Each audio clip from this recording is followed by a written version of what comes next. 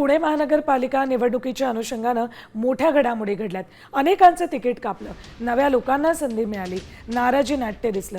मात्र पुण्यात AB form चक्क गिळण्याचा प्रकार घडलाय. एबी फॉर्म घेणाऱ्या एकनाथ शिंदे सेनेचा उमेदवार उद्धव कांबळे याच्यावर निवडणूक अधिकाऱ्यांच्या तक्रारीनंतर गुन्हा दाखल केलाय.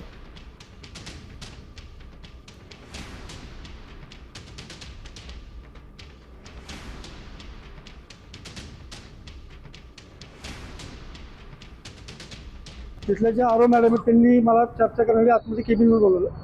आतमध्ये नंतर त्यांनी मला एक सांगितलं सर की तुमचा जो प्रतिस्पर्धी आहे उद्धव कांबळे यांनी तुमचा फॉर्म एबी फॉर्म फाडलेला आहे. मी म्हटलं ठीक आहे, मला चर्चा कळली म्हटलं ती, पण अशी चर्चा मला कळली की तो फॉर्म फाडला ना, त्यांनी खाल्ला तो फॉर्म. पण एक जनरल त्यांनी मला पात्र हे घोषित केलंय निवडून. मग तुम्ही मी आपल्या घरी निघून गेलो. नंतर तिथं काय झालं गोंधळ मला काहीच कल्पना नाही गोष्टी. हे त्या पक्षाची संस्कृती आणि कल्चर. Duplicate AB form गिळणं.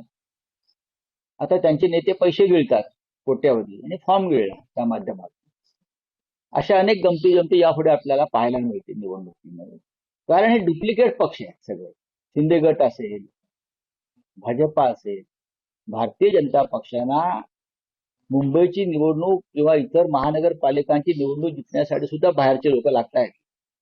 जगातला सगळ्यात मोठा पक्ष हे मी म्हणत नाही, त्यांचेच लोक म्हणतायत आमच्या उरावर उपरे आणून बसवले म्हणून.